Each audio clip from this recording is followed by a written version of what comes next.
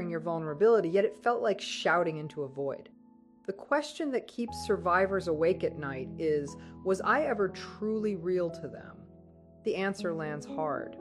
To the narcissist, physical closeness is not an expression of love. It is a testing ground for power. It is a ritual of control. While you sought connection, they sought dominance. They were scanning for weaknesses, charting your emotional triggers, using the experience to bind your nervous system to their chaos. We are going to examine the unusual demands that surface once the love bombing fades. It often begins subtly, a request slightly outside your comfort zone, pressure to cross a boundary you were not ready to cross, or a sudden fixation on something provocative. You may have dismissed it as spontaneity, but your instincts sensed otherwise. But your intuition knew it was not about shared pleasure, it was about compliance. The narcissist does not want to engage with you. They want to act upon you. They want to measure how much self-respect you will trade for their fleeting rush of validation. They look for the moment your no turns into yes through guilt or coercion. This is rarely discussed because shame keeps it buried. The narcissist relies on your silence. They know you feel too embarrassed to confide in friends about the strange requests whispered in private. That shame becomes a tool for isolation. But today, we break that silence. We examine the psychological engine behind their behavior. It is not truly about desire. It is about erasing identity. They test whether they can push you into actions that make you lose respect for yourself. Once your self-respect weakens, control becomes easier. You become an emptied container for their expanding ego. Bland, picture a predator that does not only want to consume, but to toy with its prey. The narcissist's desire is predatory. Healthy intimacy bores them because they cannot perceive the quiet depth of genuine affection. They are emotionally tone deaf to the music of connection, so they amplify the noise. They chase extremes, taboos, and humiliation because those are the only stimuli that activate their overstimulated reward systems. Shock is their currency. Seeing you flinch, freeze, or cry confirms their perceived omnipotence over your physical reality. Jim, this is an autopsy of that disconnection you felt. You were not unstable. You were not dull. You were human, and you were entangled with someone who chose a mask over humanity. We will uncover why they often crave an audience, whether literal through recording or symbolic through inserting third parties into private moments. They transform the bedroom into a stage. They are the performer, director, and critic. You are reduced to the technician meant to illuminate them. If you stop providing that spotlight, they retaliate with an emotional coldness that feels lethal. You may have been told it was merely preference, but in narcissistic hands, preference becomes a weapon. We will examine the triangulation that occurs in intimacy, invoking ex-partners or imaginary rivals in your most vulnerable space. They want you to feel as if you are competing for your place. They cultivate replaceability to prevent security. Safety threatens them because a person who feels safe can think clearly, and clarity eventually leads to escape. This is psychological warfare. It is not only about their desires, but about the impact on you, the somatic imprint that lingers long after the relationship ends. Every unsettling demand was another brick in the barrier built around your heart. They aim to convince you that you were damaged beyond love, ensuring they would be the last person to touch you because you believe no one else would want to. That is the deepest hunger of the narcissist, to brand you as permanently altered. Do not turn away now. This is where reclamation begins. Their behavior was never proof of your inadequacy. It was evidence of their emptiness. They move through life like hollow figures, searching for minds to dominate and spirits to drain. Your body was merely the doorway. Once inside, they attempted to reshape your perception. But today, we sever that connection. We expose the crude truth beneath the polished seduction. Prepare for a direct and revealing examination. We are moving past surface labels into the core dysfunction of narcissistic intimacy. Land by the end, you will understand that discomfort was not deviance. It was sanity. The narcissist is captive to their own compulsions, and you were the one they tried to corrupt. Now we begin dissecting their hidden rituals and the steep cost of their incapacity to love. Blamed to grasp narcissistic deviance, you must understand the empathy void. In a healthy brain, intimacy releases oxytocin, the bonding hormone, reinforcing care and connection. The narcissistic mind resists that loop. They do not seek reciprocity, they seek extraction. Because they cannot access the reward of emotional closeness, they pursue the rush of degradation. Pushing you into something you find uncomfortable delivers a surge of dominance. It feeds the thought, I can make this person comply. That is the secret drive beneath their actions. Blend, they often operate from a pathological Madonna horse split. They cannot merge respect with desire. When they respect someone, attraction fades. When they desire someone, they must degrade them. This is why their requests frequently involve devaluation. They reduce you to an object. They may pressure you into scenarios where you are subordinate or diminished. In doing so, they project their internal shame outward. They compel you to enact the decay they carry within themselves. We need to talk about voyeurism and the so-called third eye. The narcissist is fixated on being observed. This is why they often want to record the encounter, take photos, or surround the room with mirrors. They are not truly focused on you. They are focused on themselves watching you. They step outside the moment and view it from a third-person angle, analyzing their performance, making sure they appear as powerful as the image they sell. If you decline the camera, you are rejecting their monument. You are denying them the souvenir of domination. That refusal can trigger a rage wildly disproportionate to the request. Their deviance also functions as boredom management. Many have high sensation-seeking traits. Ordinary intimacy feels intolerable to them. Years of chasing novelty have scorched their reward pathways. They resemble someone who can only taste food if it burns. Extremes are required for them to register aliveness. This is why unusual elements often appear abruptly, either without consent or after a stretch of apparent stability. The shock itself is the goal. Your startled reaction reassures them that they still possess the power to disrupt your equilibrium. Now consider objectification and the erosion of agency. The narcissist aims to fracture your will. Their strange requests are frequently boundary tests. They begin with something small and defensible. Then they shift the line.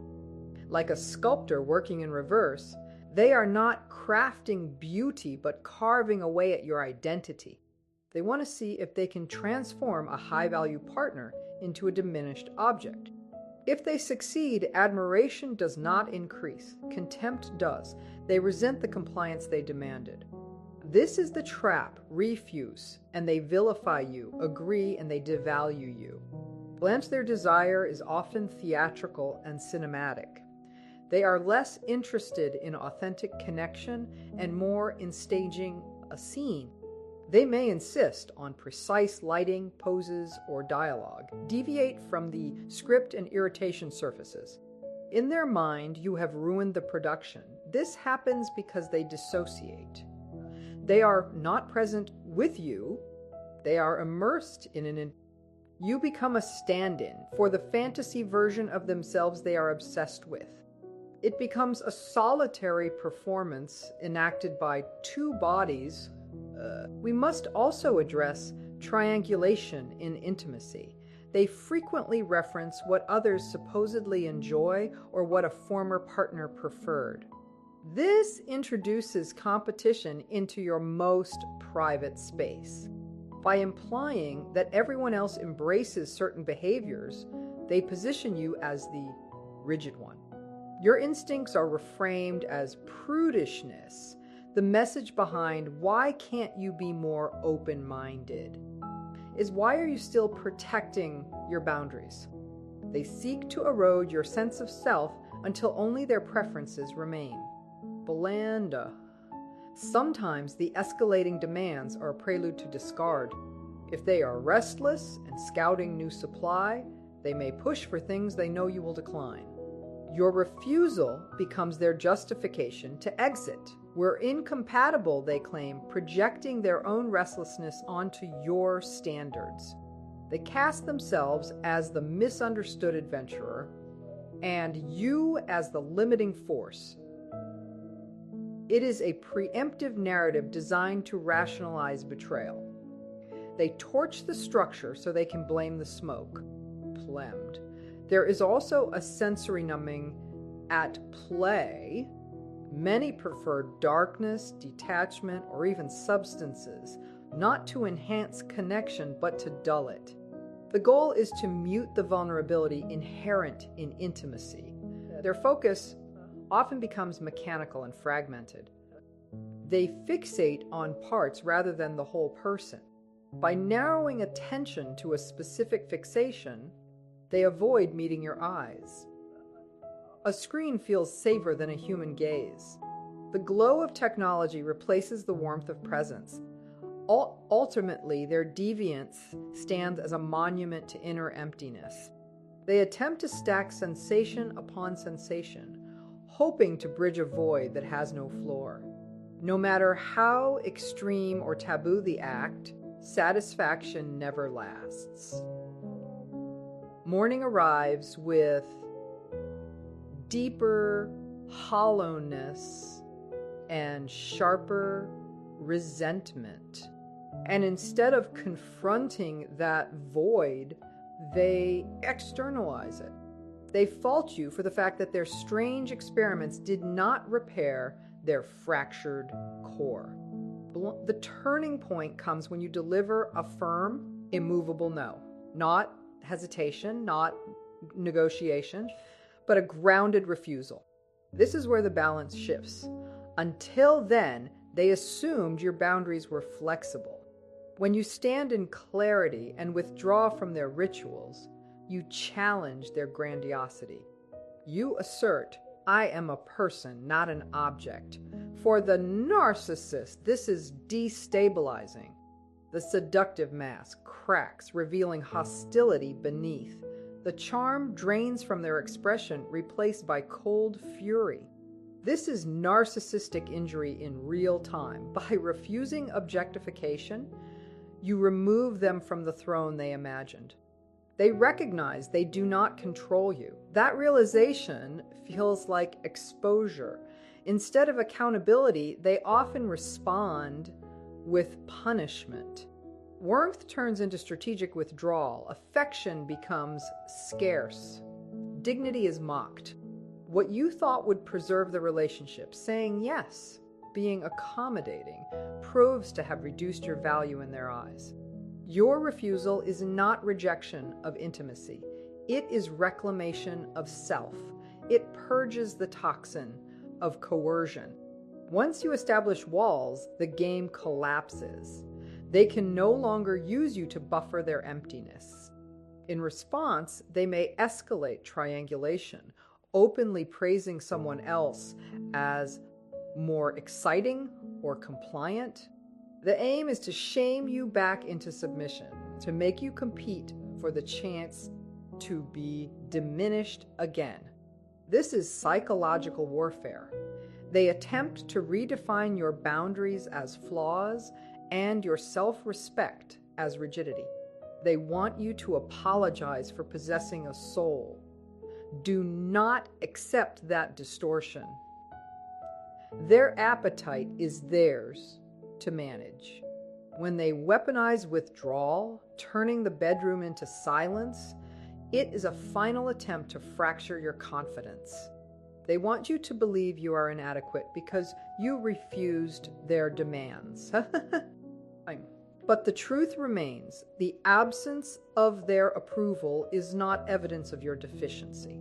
It is evidence that you chose integrity over submission. They often try to place their own emotional emptiness onto you. They are the ones who struggle to feel fulfilled, while you are capable of experiencing genuine love and connection. The difficulty lies within them, not you. When they withdraw or create silence, it is not a punishment you deserve. It can become a quiet space where you regain clarity and distance from the confusion they create. Land. Sometimes they attempt to return with renewed affection mixed with subtle pressure. They may appear vulnerable, apologize, or say they simply miss the closeness. However, this can be less about reconciliation and more about regaining influence. They may test whether your boundaries are still firm. If you abandon those boundaries, they may not value you more for it. Instead, they may unconsciously lose respect, seeing your flexibility as something they can exploit. Bond, the true shift happens when you stop placing them on a pedestal. Once you no longer idealize their charm or intensity, the illusion fades. You begin to see insecurity where you once saw confidence. What once seemed exciting may now appear restless or immature. Rather than feeling intimidated, you might start to feel detached compassion. You recognize patterns that reflect unresolved issues within them, while you continue to grow beyond the dynamic. Healing can begin even before the relationship ends. You start paying attention to your body and emotions. If you felt numb, tense, or disconnected at times, you understand that these were protective responses. Your nervous system was signaling that something was not right. Instead of criticizing yourself, you begin to trust those signals. You remind yourself, I am safe, I am whole, I belong to myself. This inner stability often unsettles someone who relies on control. They may sense that their influence is weakening. Lemmed as the dynamic changes, you may realize that much of their perceived power came from your belief in it. When you withdraw that belief, the intensity diminishes. What once felt overwhelming may begin to feel ordinary. Indifference rather than anger often becomes the final turning point. But while they may react strongly to criticism or conflict, calm detachment can be far more destabilizing to someone who thrives on emotional reactions. And ultimately, you are the one who gains by maintaining your boundaries and protecting your self-respect. You preserve your sense of identity. They may continue seeking validation elsewhere, but you move forward with clarity, autonomy, and renewed strength. What once felt like being trapped becomes an opportunity to step into a healthier and brighter chapter of your life. As their hold over you weakens, their false self begins to unravel. Without your validation reinforcing their fantasy of superiority, they confront decline. Aging becomes terrifying. They fixate on mirrors, scanning for evidence of fading desirability. Their behavior grows more frantic, more undiscerning. The former king is reduced to begging for scraps of attention. Nothing satisfies them for long. The very extremes they once pursued no longer stimulate. Their reward system is exhausted. They live in chronic dissatisfaction, unable to access joy, unable to rest. They are starved in the midst of abundance. Even new partners are met with quiet contempt. They are condemned to endless seeking without fulfillment. Demand. This is the cost of dehumanizing others. In stripping humanity from those around them, they stripped it from themselves. Over time, reputations shift, whispers spread, the polished image erodes. They are perceived as unsettling, unsafe, or exploitative. Social standing declines, meaningful circles close their doors. What remains are shallow, transactional bonds. When resources diminish, so does tolerance. Physical deterioration becomes an existential reckoning. For a narcissist whose identity is anchored in appearance, illness, or aging, feels catastrophic. There is no inner reservoir to retreat into, no warm archive of authentic connection. Caregivers and doctors become targets of displaced rage because they witness vulnerability. Frailty feels like humiliation. Later years may be marked by isolation. Nights spent alone with screens or distractions replace real closeness. The stimulation that once seemed thrilling now feels hollow. They may begin to sense too late that sensation is not the same as belonging. They accumulated experiences but forfeited intimacy. When they see you thriving, the contrast wounds them. Your peace becomes evidence of what they squandered. Envy intensifies. They may monitor from a distance, trapped in fixation while you move forward. Their bitterness corrodes what little calm they have left. If children are involved, the truth eventually surfaces.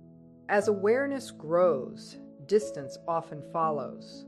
The legacy left behind is not warmth, but emotional residue. In the end, what surrounds them is not deep mourning, but complicated relief. And through it all, you stand separate from that collapse. You chose integrity, you chose self-respect, you chose to remain human. The attention and drama they created often felt exaggerated or performative. Their story was one that others may not want to revisit, and eventually, their presence fades from memory. The constant effort to maintain a false image and seek validation takes a real toll, both mentally and physically. Stress, tension, and the effort to always appear a certain way can affect health over time. While you move forward with calm and stability, they may feel the consequences of their choices more acutely. Blamed over time, life naturally enforces limits. What once brought excitement or satisfaction may lose its appeal. They may feel emotionally and socially depleted, having prioritized their own desires over meaningful connection. Their earlier actions that seemed bold or adventurous may appear empty in hindsight. Man, imagine a quiet moment of reflection later in life, someone alone, facing themselves, and realizing that their efforts to impress or manipulate left them disconnected from others. What once seemed significant now feels hollow. The empowering truth is this: you were never at fault. You were navigating someone else's behavior, not your own value. Their unusual demands reflected their struggles, not yours. You protected yourself. Your body, your boundaries, and your well-being remain yours to care for and honor. And your self-respect is a source of strength. What felt uncomfortable before can now be recognized as a protective signal. Saying no was not a failure. It was a boundary that preserved your well-being. Stepping away from the relationship allowed you to safeguard yourself and your emotional health. The space you create for yourself is for authentic connection and for honoring your own needs. You are not damaged goods. You are refined by fire, stronger, clearer, freer. The hidden lesson is simple. Their obsession with distortion exposed their impotence. They could not connect, so they substituted sensation for intimacy. They operate from emotional deficiency. You operate from emotional depth. You are capable of union. They are limited to friction. Do not envy their stimulation. It is frantic thrashing. Your calm is depth. Reclaim your embodied sovereignty. Close your eyes and feel your skin. It is yours. Notice your breath. It belongs to you. They attempted to imprint their darkness onto your senses. That imprint dissolves now. Pleasure returns to its rightful place, sacred, mutual, alive.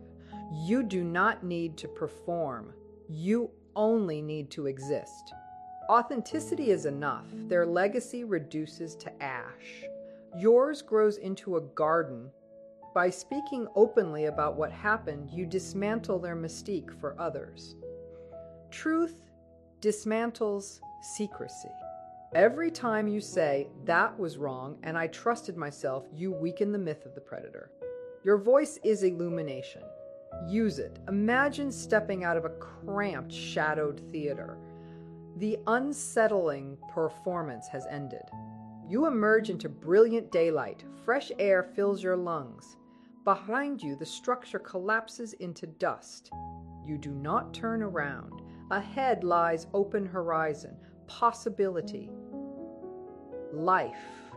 The final truth is this: they will search for your essence in every new encounter and never find it. You were the soul in the dynamic. They chose objects over connection and are left surrounded by objects. You chose integrity and are left with yourself. That is justice enough. Affirm it. My body is sanctuary.